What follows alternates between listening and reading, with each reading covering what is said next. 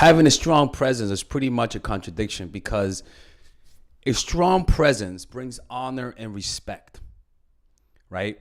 But too much of that presence can have a reverse effect. It's almost like everything in life. Too much of a good thing, pretty much becomes a bad thing. The more people see you, in other words, the more your man sees you, the less respect he's going to have of you unconsciously, right? But the less they see you, the more respect they're gonna have for you. What you want to do, and the point of this video is to show you the power that absence has on the mind of men by learning to withdraw at the right moment before people unconsciously begin to push you away. Because naturally, people have a defense mechanism.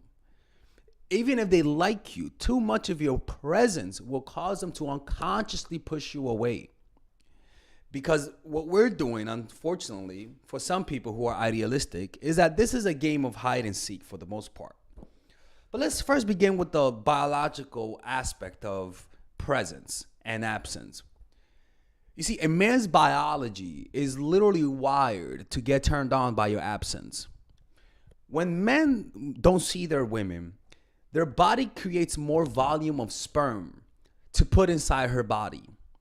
This has evolved because women would mate with other men in the past, ancient people, right?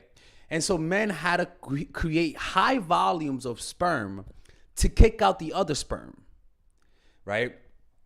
So when men spent 100% of their time with their women, men inseminated 389 million sperm inside of her.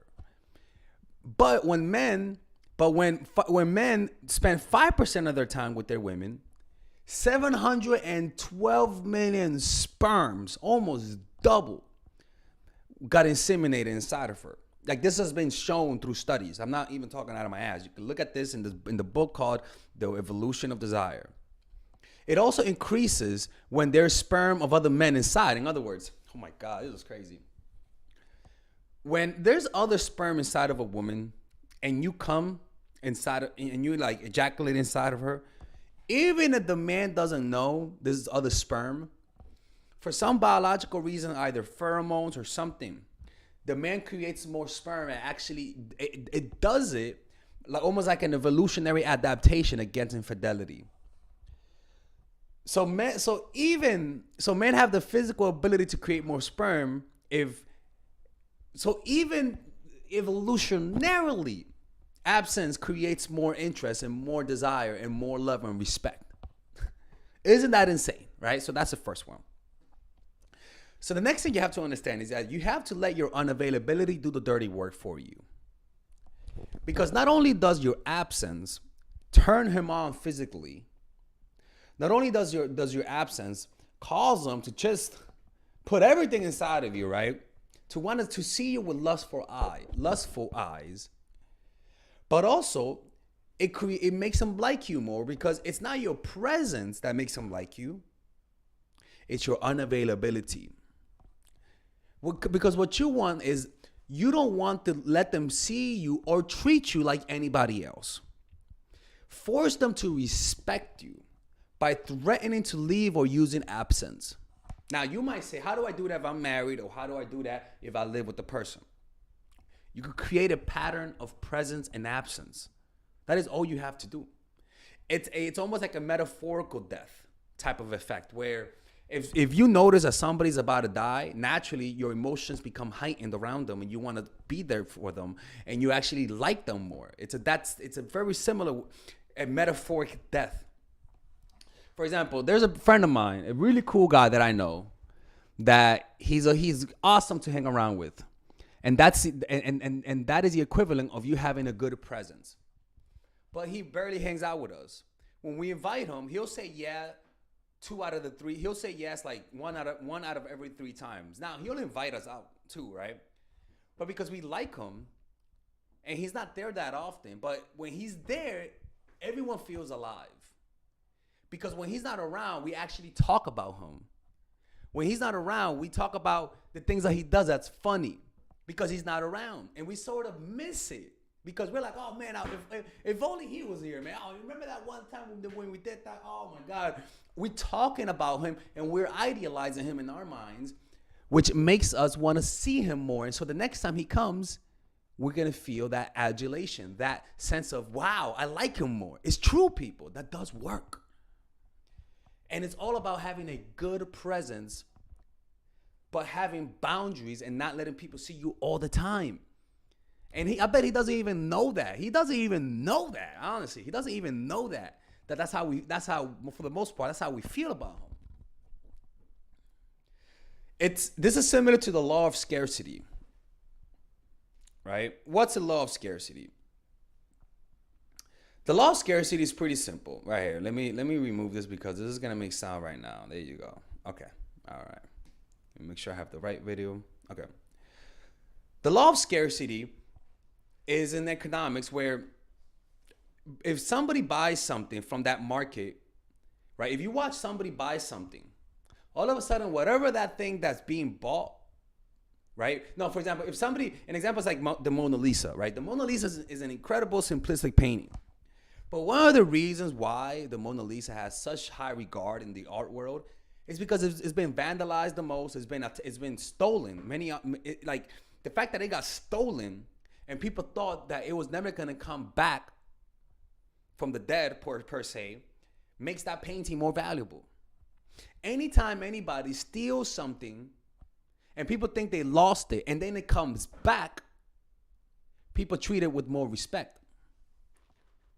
Anytime somebody you think will leave you forever, in that moment of you finally saying those goodbyes is when you're gonna treat him with the most respect.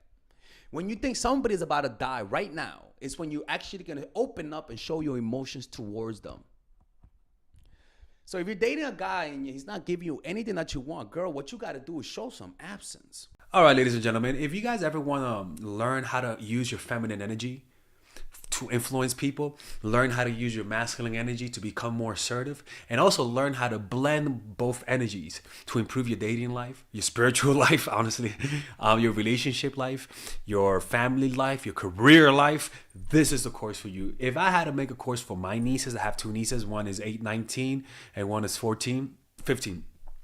16. Holy shit.